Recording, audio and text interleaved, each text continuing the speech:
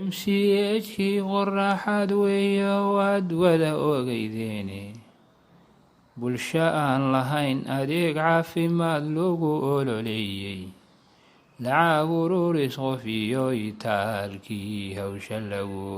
ogay ujeedada yoolkii aan lahayn laba qol weeyaane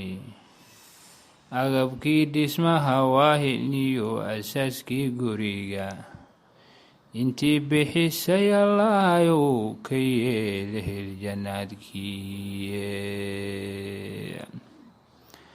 waxse inoo dhimaano shaqadii ay socon weyday waa injineerkii howlkiisii iyo raggii aqalka taagayey aan bixino $2000 alle dartiis weeye iidankaaga hebbow ku fuli arrinka noo toosi